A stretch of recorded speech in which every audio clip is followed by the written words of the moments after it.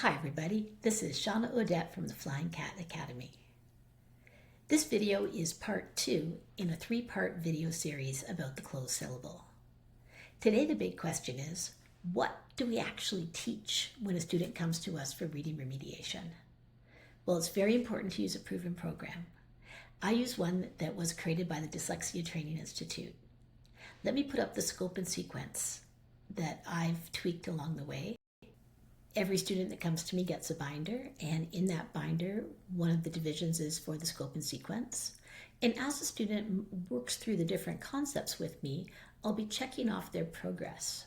When I introduce a concept, for example, the first thing that we talk about in lesson number 1, this is introduced, is what is the difference between a vowel and a consonant. I'll mark down the date on which I introduce that concept.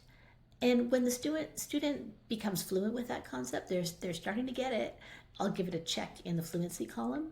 And when they have reached a point where, when we're talking about vowel and consonant, when I feel like, wow, they really know that, then I'll give it a check in mastery. You could be working on several different concepts at once as you're doing the lessons. You don't have to master the first one before you go on to the second one. But you don't want to have too many concepts on the go. This idea of mastery leads to the question, well, how do I know if the student has mastered the concept? If you look in your scope and sequence, let's look on the first one where we're teaching the difference between a vowel and a consonant. You'll see these little bullet points, and those will describe what we want the student to be able to tell us. That's going to show us if they've mastered it. So we want the student to be able to define what a vowel is, and then it states what the definition is there. We want them to be able to define what a consonant is, and we want them to be able to state that the vowel sound is the unblocked sound. So we're going to do lots of, if you read on further, it'll say, well, how are we going to teach this concept? Well, we'll use the 4 kinesthetic drills to teach that idea that the vowel is the open sound. And then we'll do the Y song that we did in the last video. And we'll also use the visual and auditory drills. When we're talking about those 4 kinesthetic drills, we learned about those in a previous video as well. Remember that we'll have the kids use the 4 different kinesthetic modes, one of them being the one where we're going to actually feel what's happening in our throat. So if I'm making a vowel sound, let's try the sound of a, well, we see that the jaw drops, the lips are open, the vocal cords are vibrating, everything is open. There's no obstructions when you're making a vowel sound. Versus when you're making a consonant, there is going to be something that's stopping the sound.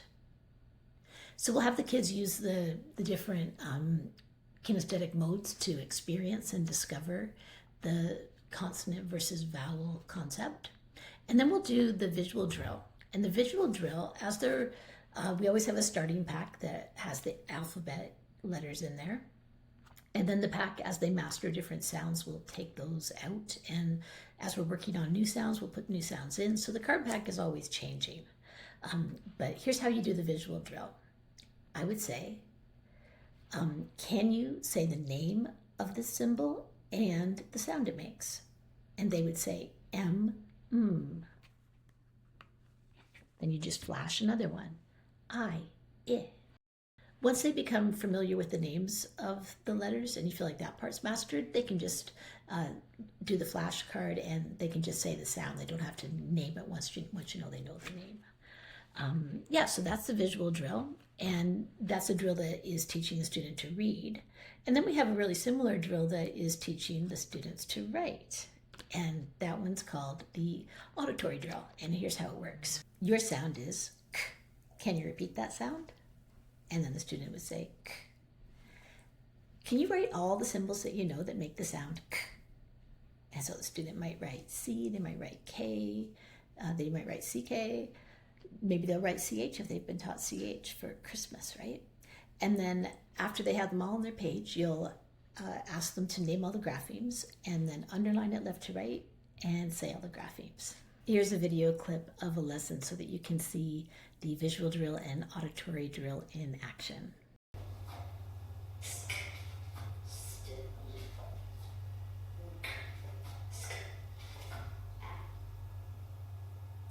It's about. Yep.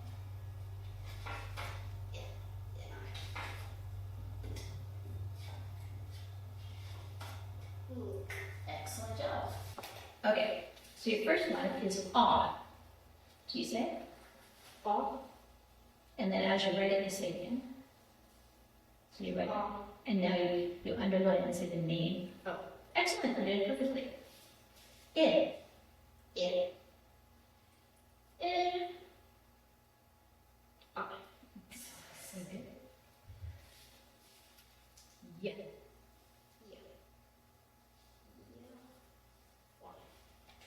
The next thing on our scope and sequence is that we want the student to know the primary consonants, meaning all the consonants that come up in the alphabet song. And if you look at the bullets, what are the things that we want the students to be able to master? Well, we want them to be able to read and write all the consonants in isolation, which means on their own. We want them to be able to read and write them in single words. This is in the closed syllable sequence, so all of the ways that they'll write it will be in closed syllables. And we want the student to be able to read and write all the consonants in connected text. So we want them to be able to write sentences. And how are we going to teach this? Well, we'll start off by doing the core phonics survey, and that will identify the gaps in their learning. It'll show us like which sounds they actually know and which ones we're worried about. And we'll put all of the sounds, no matter what, into the starting pack that we're going to use for the visual drill and auditory drill, whether they showed in the core phonics survey that they know it or not. Just because it's not foolproof, that core phonics survey, you might be fluent with it but not master it. We want to make sure that they've got mastery and everything. And so we'll put it all in the card packs. We'll use kinesthetic drills to teach the sounds on which the students are struggling. Then we'll have the visual and auditory drills. And we'll also use the magnetic letter tile drills that I showed you in a previous video. And the last thing on the list is we're going to teach using controlled text. And it's connected text. And we'll do this for reading and for writing. So controlled connected text, connected meaning we're talking about sentences here. These will be reading passages, and I've made reading passages to go with every lesson that you'll teach. And I call this fair text because it's all stuff, like all the words are consisting of graphemes and sounds that have been previously taught. And they're all closed syllables except for the sight words that have been previously taught. So every word there the student is able to access and decode. In order to help you get started, I have a wonderful resource for you. So if we go to free lessons on the flyingcatacademy.com website, I'll click on free lessons, and it's going to take me to a page where all of the lessons are located. I have videoed myself teaching every lesson in the program, and you can click on watch video to see any of the lessons. And then there'll be a download resource button on every single lesson as well, and you can print out the resources that you're going to need for that lesson. As you gain skill, so as you get more comfortable with the format of the lessons, then you can take over more and more of the lessons until there's going to come a point where you no longer probably need me, and that is fine. I just told you that there's 116 lessons, but the average student takes about 100 hours to complete a reading remediation program. That means that they're not going to do all 116 lessons. I've included a lot of review lessons in there, and if a student has mastered the content, then you can decide not to do a certain review lesson and instead skip right ahead to the lesson that has the new content that is the next thing on the scope and sequence. Yeah, so you just move at the pace of the student. The next thing on our scope and sequence is that we want to resolve any confusion that exists with reading and writing B, D, P, and Q. We use a keyword sentence to help the students and a picture. And so here's the picture. And then we say, when I go to bed, I like peace and quiet. And we use our hands to do this because one hand looks like the B and one hand looks like the D. And we can say these are the bedposts and that's like a bed. So when I go to bed, I like, and they turn over their hands, and now their hands look like a P and a Q, peace and quiet. So they can just do this little hand, these hand gestures under their desk, and no one even has to know like what's going on there. And it can be a little check if they're not sure if they did the B right. They can just put their bed together. thing is that we want to make sure the students master those short vowel sounds. 100% of the students with whom I've worked have vowel confusion. It's a real thing, and we need to resolve it. We do this by doing the short vowel drill. Remember, apple, Eddie. We do this by having the vowels as part of the card packs, and we'll make sure that we do the auditory drill and the visual drill and have all the vowels in the card pack as well as the consonants. And we'll have them read single words and write single words that use the short vowel sounds, and then we'll have them write connected text and read connected text that uses the vowel sounds as well. We also need to teach the students sight words. The sight word study method is how we do that. It's a multisensory way of teaching the sight words. We want the student to be able to define what is a sight word. And we're going to teach them that they come in two different varieties. They're either words that don't play fair by the phonics rules, or they're words that are just so frequent, they're just so common that we have to know them right away. They might be syllable types that we haven't taught yet. Here is a video clip of a student doing the sight word study method. Okay, so you read that word. And then with two fingers, you're going to tap underneath it. But this is where we go D-O-E-S. D-O-E-S. Unlike. Perfect. Do it one more time. D-O-E-S. Perfect. And then with the back of your pencil, you're going to trace it and say the letter names again and then underline. Okay. Good. Hold it. D-O-E-S. Perfect. Do it one more time for me. D-O-E-S. Awesome. Now, how good are you feeling about this? You think you really know it? So if I turn it over, I always say so. okay, let's give it a go. So you're going to take two fingers and trace it on the table. Yeah. D-O-E-S. And underline and say yes. One more time. D-O-E-S. Perfect. Okay, time to write it. Go on. Next, we want to teach the student the syllable definition, and we're going to give them a rule card, and we're going to have hand gestures. Remember this from a previous video? A syllable is a word or part of a word with one vowel pattern. So we've laid the groundwork by all the previous things that we've taught the student, and now we're finally ready to actually introduce them to the closed syllable type. We'll do this by introducing them to a rule card, and we'll have a little story about the closed syllable to hang that rule on. We want them to be able to tell us the definition. You know, it's a syllable that has one vowel. The vowel is closed in by one or more consonants, and in that case, the vowel is short. We will do card sorts with them so that they can prove the rule. We'll do the blending drill and the magnetic letter trial drill to practice making closed syllables.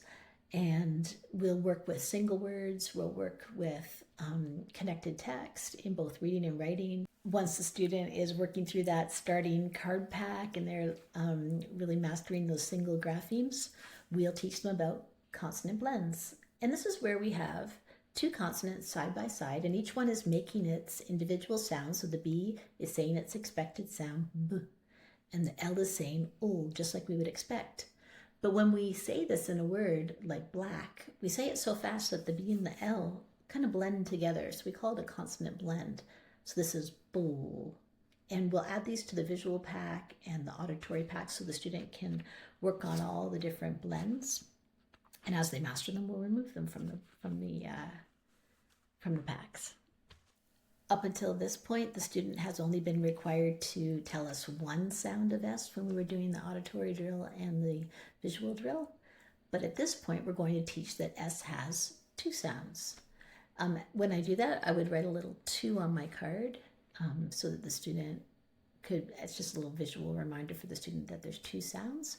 And we'll teach them that S has a motor on sound and a motor off sound. When the motor's off is the common sound, S as in snake.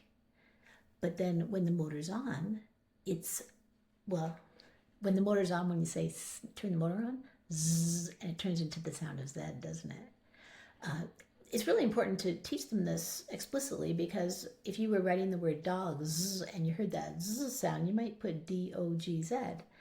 but we'll teach them that S has two sounds, the motor on and motor off sound, S and Z. Once the student has mastered that concept of reading and writing single syllable words that are closed syllables, then we'll move up to 2 syllables, 3 syllables, and eventually we'll get up to 5 syllables. On the scope and sequence, you see that we start off with closed syllable words with 2 syllables. So this would be, a word like upset. The first syllable up is a closed syllable, and the second syllable set is a closed syllable. Cabin would be another one that would be 2 closed syllables. We have cab and in. At this point, now that the student has a firm grasp of what is a closed syllable, we're ready to show the student that there are some exceptions to the closed syllable rule. There's a few word families that play tricks on us here.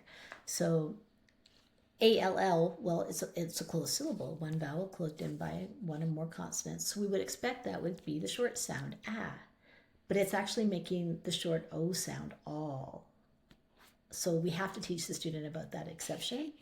Another family that, this could be ild, like mildew, that's what we would expect, the I sound. But sometimes this is a long I sound in some words. Think wild. There's only 3 words where this happens commonly, like wild, child, and mild. But we do have to teach that explicitly because that's an exception. Ink. Some kids don't even hear this as an exception. For others, it is a problem. But that I, ing, ing. It's not an I sound. Ink. And what else is there here? Ang is not quite that apple sound that you expect. And that could be, did we already do end? No. That could be end, which would be a normal closed syllable like cinder. But sometimes that is a long I sound like mind, kind, find. Ank and ing. Next, we'll teach the students the idea of a prefix, a base, and a suffix. We'll teach them that the base is where the main meaning of the word is held. And then a prefix is a little bit that we're putting on the front of a base. Could be like re, for example. So if the base was run, I could put re, and that would be run again, because re means again. And then I could put a suffix. A suffix is an ending. So let's say we put an S. That shows that there's more than one. Reruns. I watched 2 reruns. You can see how one concept flows nicely into the next concept when you've got a really good scope and sequence like this one. The next concept is, now that we've got that idea of base, prefix, and suffix, and we've taught the concept of S, well, now we can teach that sometimes we use the suffix ES instead of using S, and we'll teach them when that happens. When it actually happens is when an extra syllable happens. So think cats, well, that's just S. Cats, 1 syllable. Dogs, 1 syllable. But now let's do brushes, to paint brushes. The S made a second syllable happen. Every syllable has to have a vowel in it, so that's why it's ES instead of just S. It can say S like snake or cats. It could be Z like Z, dogs. Or it can make an is or es kind of sound when we make that second syllable, like watches, taxes.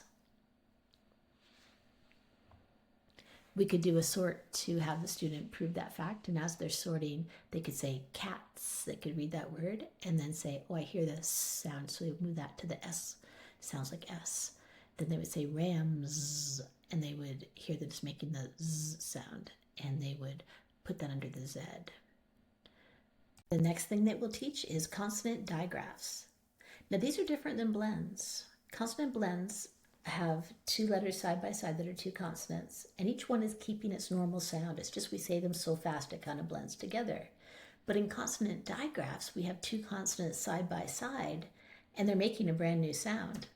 So take CH, for example, which says ch, as in change, or sh, as in machine, or k, as in Christmas.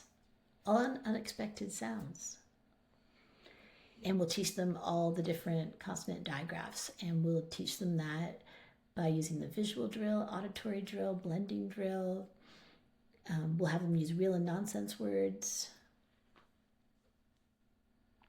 And of course, we'll have them read and write them as well. The next thing that we're going to teach is the TCH spelling rule.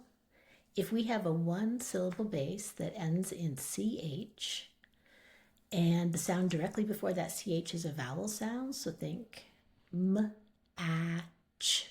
So we hear the a and then we directly hear the ch. We're going to put a T. It'll be TCH, so M-A-T-C-H. This is different if you can hear, think of a word like ranch. We have a, n. So you hear that consonant sound and then you hear the CH. So in that case, we don't need the TCH. Many of these spelling rules in the closed syllable are all doing the same thing. They're trying to make a buffer. We're trying to put more consonants at the end of the word, so there's not just one there. The next concept that we teach is the FLSZ doubling rule. And this is the rule that when we have a one syllable base, if it ends in FL, S, or Z, we're going to double that last letter. It's a lot like that TCH rule where we're trying to make more consonants at the end of the base so it becomes really clear that we're talking about a closed syllable here. We'll have a keyword sentence, which is Jeff will pass Buzz, and a picture that goes with it. And then we'll practice with lots of examples. Think of jazz, class, fell, so many words. And we'll practice writing them in isolated words and connected text, and reading them in isolated words and connected text as well. Next thing is the CK rule that we're going to teach, which works the same way as that TCH rule. We're trying to make multiple consonants at the end of the base in closed syllables. So think of a word like dunk. We hear d, n, k, 4 sounds. We hear that n and then the k. So D-U-N-K, we'd spell it. But now think of duck, d, k. So when we're talking about a one syllable base, if we hear the vowel sound and then a k, we're going to write CK. So it'll be D-U-C-K. It's working exactly the same as that TCH rule, but we're using CK. Now we're ready to teach the student the rules of syllabication. And we'll use this from this moment right till the end of the reading remediation program. It gets quite complicated, like when they have 7 syllable types under their belt, but it's so valuable. Here's how we do it. We begin by giving the student a sheet with the words written right on them, and we'll say, could you please dot under the vowel to identify where the vowel is. And then the next thing we'll do is we'll make a scoop, and we'll scoop the syllable. And they know what the syllable is because you can hear the syllables. Syllables, well, really what we're listening for in syllables is the vowel sound. When a vowel sound happens, a syllable is created. When we do a vowel sound, our jaw drops. So you could have the student put their hand under their chin and say cat, and their chin would hit their hand one time. So that would be one syllable. So they would know to scoop the whole thing, versus a word like cabin, 2 syllables. In the beginning, we'll just start off with one syllable word here. So they dot the vowel, they scoop it, and then we're going to say, could you mark what syllable type it is? And so we know it's a short vowel sound. So might put that little U for the short vowel sound above it, and then they'll put a C underneath it to show that it's a closed syllable. And then we'll ask them to blend the sounds together and read the word. Once we get to the multisyllable words, like a word like submit, we would say, okay, let's say the word submit, and then put your hand under your chin, submit. And they could hear and feel that there are 2 syllables. Dot your vowels, do your scoops. Let's mark the syllable types and put the symbols for it's a short vowel because we're dealing with closed syllables here, so it'll be 2 short vowel symbols. And you're good to go. Just read the word and we're done.